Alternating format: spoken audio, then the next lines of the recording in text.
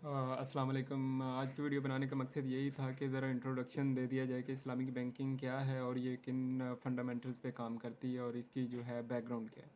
अगर हम सबसे पहला इस्लामिक बैंक देखें तो वो तकरीबन 1983 में बांग्लादेश में इस्टेब्लिश हुआ, इस्लामिक बैंक ऑफ बांग्लादेश के नाम से। उससे पहले इनकी थोड़ी बहुत प्रैक्टिस मलेशिया और मिस्र वगैरह में थी, बहरहाल ऑफिशियली ज़्यादा बड़े लेवल पे नहीं थी। उसके बाद अगर हम पाकिस्तान की बात करें तो पाकिस्तान में जो है इस्लामिक सबसे पहला इस्लामिक बैंक मीज़ान बैंक 2002 में इस्टेब्लिश हुआ, जो फुल फ्लेज बैंक है और पाकिस्तान का पायनियर इस्लामिक बैंक है। और उसके अलावा तकरीबन 4 फुल फ्लेज बैंक जो हैं वो काम कर रहे हैं पाकिस्तान में, जिनमें टॉप पे जो है मीज़ान बैंक ही है, फिर बैंक अल फलाह है, फैसल बैंक है, दुबई इस्लामिक बैंक है, बैंक अल बरका है, बैंक इस्लामी है। ये फुल फ्लेज बैंक जो हैं काम कर रहे हैं। बाकी जो कन्वेंशनल बैंक हैं जो सूद वगैरह पे काम करते हैं, जैसे HBL है, MCB है, JS बैंक है, सिल्क बैंक है, ये इन्होंने भी अपनी इस्लामिक बैंक की विंडोज़ खोल रखी हैं। इसमें अगर हम overall world wide Islamic banking का शेयर देखें तो वो तकरीबन वर्ल्ड वाइड बैंकिंग इंडस्ट्री में तकरीबन 8 से 9% तक है। और अगर हम पाकिस्तान की बात करें तो वो तकरीबन 18 से 20% के दरमियान हो गया हुआ है शेयर ओवरऑल पाकिस्तान की जो बैंकिंग इंडस्ट्री है उसमें।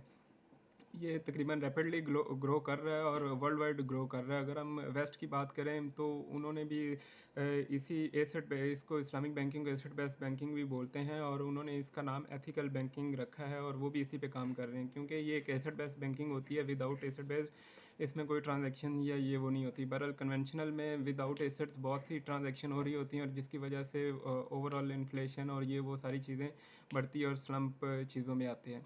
अगर हम इस्लामिक बैंकिंग या फाइनेंस की बात करें कि ये किन फंडामेंटल्स पे काम करती है और ये किस तरह से कन्वेंशनल बैंकिंग से अलग है, तो उसमें तकरीबन 4 से 5 फंडामेंटल्स हैं टॉप प्रायोरिटी पे जो ये काम करते हैं इसमें।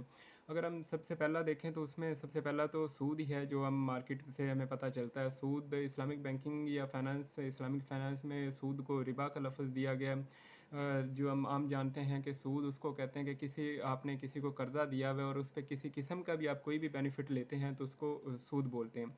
सूद की बेसिकली इस्लामिक बैंकिंग में 2 किस्में हैं। सबसे पहले जो रिबाल नसीहा जिसको बोलते हैं, मतलब जिसको कुरान में मना किया गया है उसको रिबाल नसीहा बोलते हैं, और फर्दर उसकी एक्सप्लेनेशन जो हदीस में दी गई उसको रिबाल फ़दल बोलते हैं।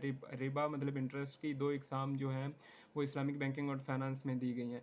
इनकी फ़र्दर जो रिबा की इकसाम हैं उनकी डिटेल्स और हदीस और कुरान से हम इंशाल्लाह आगे फ़र्दर वीडियो में देखेंगे कि ये रिबा की आगे कितनी किस्में हैं।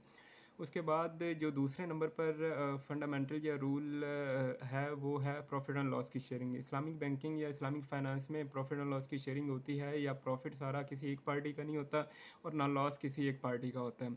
तीसरे नंबर पे आती है स्पेकुलेशन।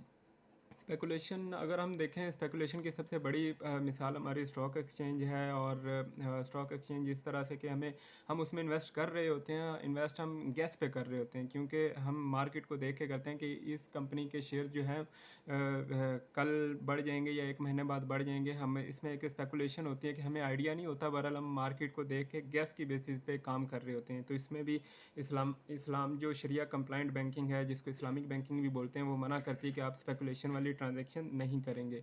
उसके बाद तीसरे नंबर पर आता है चौथे नंबर पर लॉफुल एक्टिविटीज़, कि आपने लॉफुल एक्टिविटीज़ करनी है। लॉफुल मतलब आपने किसी किस्म की कोई ट्रांजैक्शन ऐसी नहीं करनी जो आपके कंट्री के लॉ के ख़िलाफ़ हो। जैसे आप किसी किस्म की ट्रांजैक्शन या बैंकिंग के थ्रू आप जो है जैसे कि हम वाइन या शराब की बात करें कि उनकी आप ट्रांजैक्शन नहीं कर सकते, तो आप ज़ाहिर है वो लॉ के ख़िलाफ़ हो जाएगी। तो इस किस्म की भी इस्लामिक बैंकिंग में ट्रांजैक्शन से मना किया गया कि आपने अपने कंट्री के लॉ के मुताबिक जो है वो हर किस्म की बैंकिंग ट्रांजैक्शन करनी है। फिर आता है 5वें नंबर पे एथिकल और जो मॉरल वैल्यूज़ हैं उनका ख़्याल रखना है। वो हर इंसान की अपनी है, उसमें किसी किस्म की कोई इस्लामिक बैंकिंग में डॉक्यूमेंटेशन या ये वो नहीं होती, वो इंसान की अपनी होती है। अगर कोई एक बंदा इस्लामिक बैंक में अकाउंट खोल रहा है और वो इसी नीयत से खोल रहा है कि यार ये एक इस्लामिक बैंक है और मैंने कल अल्लाह को जवाब देना है कि ये मैं सूद से बचने के लिए मैंने इस्लामिक बैंक में अकाउंट खोला, ये इस्लामिक बैंक के थ्रू काम कर रहा हूँ, तो ज़ाहिर है उसमें मॉरल और एथिकल वैल्यूज़ को में होंगी, तो इसी वजह से वो इस साइड पे आया है।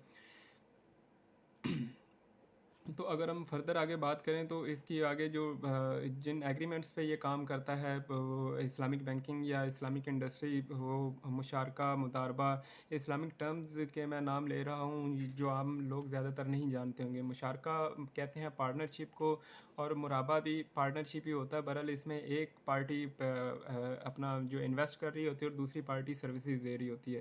اس میں ہم ان کو آگے فردر ڈیٹیلز میں، اور آگے جو سیلز ٹرم ہے، سلم ہے، سلم یہ سیلز ٹرم ہے، موڈ آف فائنینسنگ جن کو بول سکتے ہیں آپ، یا موڈ آف فائنینسنگ ورڈ ٹھیک رہے گا، یہی آپ بول سکتے ہیں ان کو۔ ان کی جو فردر آگے فل ڈیٹیل ہے انشاءاللہ آگے ہم نیکسٹ ویڈیوز میں دیکھیں گے۔ گزارش ہے کہ چینل سبسکرائب کرنا مت بھولیے گا۔ اللہ حافظ۔